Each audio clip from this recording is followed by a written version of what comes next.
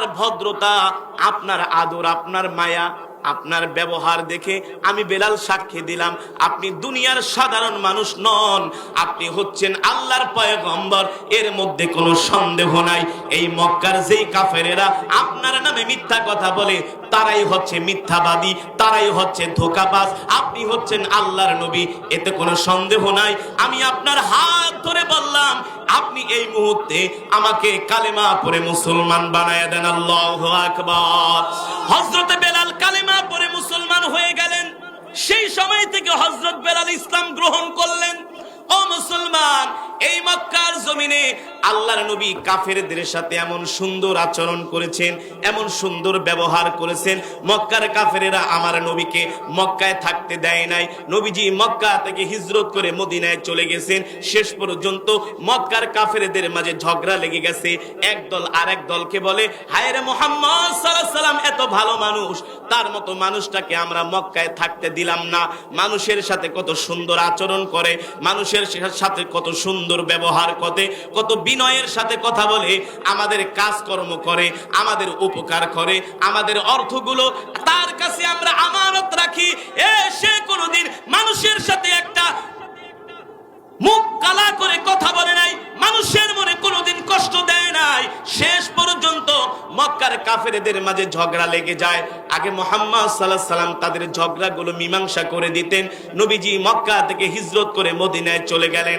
এখন কাফেরদের মাঝে ঝগড়া লাগে, কেউ আর মীমাংসা করে দেয় না। মক্কার কাফেররাই একজন আরেকজনকে বলতে থাকে, আমরা মুহাম্মদ সাল্লাল্লাহু আলাইহি সাল্লামের যতই বিরোধিতা করি না কেন, মুহাম্মদ সাল্লাল্লাহু আলাইহি সাল্লামের মতো এত ভালো মানুষ, এত সুন্দর চরিত্রের মানুষ, উত্তম চরিত্রের মানুষ এই মক্কার জমিনে দ্বিতীয় জন খুঁজে পাওয়া যাবে না। আল্লাহু আকবার। ও মুসলমান, সেই নবী আল্লাহ তাআলা আমাদেরকে দান করেছেন।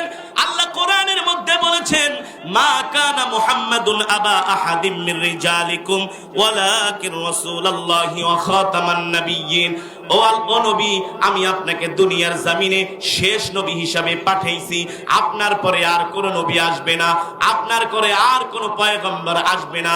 এই কারণে আল্লাহ রাব্বুল আলামিন কোরআনে মাজিদের মধ্যে বলেছেন, কুল ইন কুনতুম তুহিব্বুনাল্লাহ ফাত্তাবিউনি ইউহিব্বুকুমুল্লাহ ওয়া ইয়াগফির লাকুম যুনুবাকুম ওয়াল্লাহু গফুরুর রহিম। ও নবী, দুনিয়ার মানুষদেরকে বলে দেন, তারা যদি আল্লাহর ভালোবাসা পেতে চায় তাহলে সর্বপ্রথম মুহাম্মদ সাল্লাল্লাহু আলাইহি সাল্লামকে ভালোবাসতে হবে। ঠিক কিনা বলেন? আমরা আল্লাহর নবীকে ভালোবাসবো এটা মুখে মুখে নয়, আল্লাহর নবীকে ভালোবাসতে হবে নবীজির সুন্নতের মাধ্যমে। ঠিক কিনা বলেন? কিসের মাধ্যমে? সুন্নতের মাধ্যমে। আজকে মুহাম্মদ সাল্লাল্লাহু আলাইহি সাল্লামের সুন্নতগুলো আমাদের মাঝে খুঁজে পাওয়া যায় না। এক সাহাবী এসে বলেন, ওগো আল্লাহর নবী, আপনি আমাকে কিছু নসিহত করেন যাতে আমি সহজেই জান্নাতে যেতে পারি। নবীজি ওই সাহাবীকে 3টা নসিহত করলেন। কয়টা? জোরে বলেন, কয়টা? এই 3টা নসিহত আমি আপনাদেরকে করব। এটা শুধু সাহাবীদের জন্য নসিহত নয়, এই নসিহত আমাদের জন্য নসিহত, এই বয়ান আমাদের জন্য। ঠিক কিনা বলেন? 1 নম্বরে নবীজি বললেন, আফসুস সালাম। এক মুসলমান আর এক মুসলমানকে সালাম দিবে, কি করবে? বেশি বেশি করে সালাম দিবে। আজকে আমাদের সমাজে সালাম নাই, আমরা এক মুসলমান আর এক মুসলমানকে সালাম দেই না। ঠিক কিনা বলেন? 2 নম্বরে নবীজি বলেছেন, ও আতঈমুত তাআম, ক্ষুধার্তদেরকে খাবার দিবা, অনাহারীদেরকে খাবার দিবা, এতিমের মাল ভক্ষণ করবা না। আজকে তো আমরা এতিমের মাল লুণ্ঠন করি। ঠিক কিনা বলেন? ক্ষুধার্তদেরকে আমরা খাবার দেই না। এই করোনা আইসা বুঝায় দিয়া গেছে আমাদের দেশের মানুষ কত নাম্বার চোর। কি আমরা জানি? তেলের খনি পাওয়া যায় সৌদি আরবে, মধ্যপ্রাচ্যে, মাটির নিচে। আর আমাদের দেশে করোনার সময় তেলের খনি পাওয়া গেছে খাটের নিচে। কিসের নিচে? সরকার করোনার সময় জনগণদেরকে চাউল দিয়েছে, গম দিয়েছে, তেল দিয়েছে, সেগুলো চুরি করেছে। ঠিক কিনা বলেন? অথচ নবীজি বলেছেন, ও আতঈমুত তাআম, ক্ষুধার্তদেরকে খাবার দিবা। 3 নম্বরে নবীজি বলেছেন, সাল্লু বিল্লাইলি ওয়ান নাসি নিয়াম। রাতের বেলা মানুষ যখন ঘুমায় থাকে, গভীর রাতে ওইটা কিছু নামাজ পড়বা, কয়েক রাকাত নামাজ পড়বা।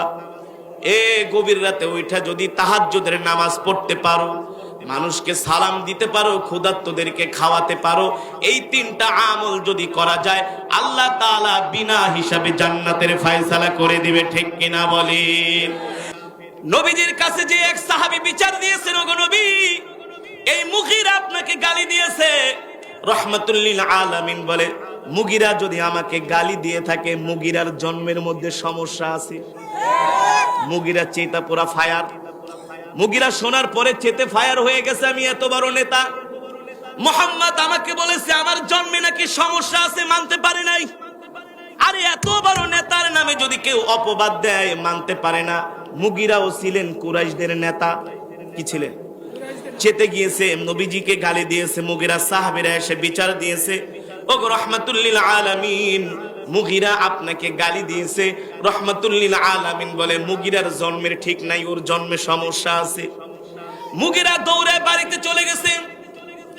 ও আম্মা জান, আমি মুহাম্মদ সাল্লাল্লাহু আলাইহি সাল্লামকে একটা গালি দিয়েছি। এই গালি শোনার পরে মুহাম্মদ সাল্লাল্লাহু আলাইহি সাল্লাম বলছে আমার নাকি জন্মে সমস্যা আছে।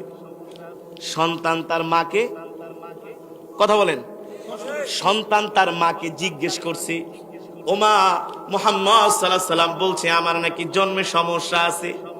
মুগীরার মা চুপ করে আছে, কোনো কথা বলে না। মুগীরা বলে, মা, আমরা মুহাম্মদ সাল্লাল্লাহু আলাইহি সাল্লামের যতই বিরোধিতা করি না কেন, তার মতো এত ভালো মানুষ এই মক্কার জমিনে একজনও নাই। আর মুহাম্মদ সাল্লাল্লাহু আলাইহি সাল্লাম কোনো কথা, সে মিথ্যা কথা বলে না, তার জবান থেকে কোনোদিন স্লিপ কেটেও একটা মিথ্যা কথা। যেহেতু মুহাম্মদ সাল্লাল্লাহু আলাইহি সাল্লাম বলেছে আমার জন্মে সমস্যা আছে, মা সত্যি করে বলেন আমার জন্মে সমস্যা আছে কিনা। মুগীরার মা অনেকক্ষণ চুপ করে আছে। মুগীরা বলে, মা, আপনার পায়ে ধরে বলি, মুহাম্মদ সাল্লাল্লাহু আলাইহি সাল্লাম কোনোদিন মিথ্যা কথা বলতে পারে না। অনেকক্ষণ চুপ করে থাকার পরে মুগীরার মা মুগীরাকে বলতেছে, এ মুগীরা, মুহাম্মদ সাল্লাল্লাহু আলাইহি সাল্লাম যেটা বলেছে তার কথা 100% সত্যি। একদিন টিপ টিপ বৃষ্টি হচ্ছিল, তোর তো বাবা নেই, বাবা তো আগেই মারা গেছে। আমি আমার ঘরের মধ্যে শুয়েছিলাম, টিপ টিপ বৃষ্টির মধ্যে তোমার চাচা এসে আমার ঘরে ঢুকে গেছে। তোমার চাচা আমার ঘরে ঢোকার পরে তোমার জন্ম এবার বুঝো। মুগীরা কয়, তাহলে তো মুহাম্মদ সাল্লাল্লাহু আলাইহি সাল্লামের কথা ঠিকই আছে, মুহাম্মদ সাল্লাল্লাহু আলাইহি সাল্লামের কথা ঠিকই আছে। এর মানে এই দুনিয়ার জমিনে যে আমার কলিজার টুকরা নবীকে গালি দিবে, আমার নবীর বিরুদ্ধে কটূক্তি করবে, যদিও সে মুসলমান হয়, যদিও সে কাফের হয়, বুঝতে হবে তার জন্মের মধ্যে সমস্যা আছে, তার জন্মের মধ্যে ভেজাল আছে। ঠিক কিনা বলেন? এই গত 5 দিন আগে বাংলাদেশের কিছু 4 জন আশিকে রাসূল কি একজন হিন্দু লেখক অভিজিৎ রায়, তিনি আমার নবীর বিরুদ্ধে কটূক্তি করেছিলেন। আম্মাজান আয়েশা রাদিয়াল্লাহু তাআলা আনহুর চরিত্রের বিরুদ্ধে কালেমা লেপন করেছিলেন। তার প্রতিবাদ করার কারণে আমার নবীকে যদি এই দুনিয়ার জমিনে কেউ গালি দেয়, কোনো আইন নাই, আদালত নাই, তার জন্য বিচার হল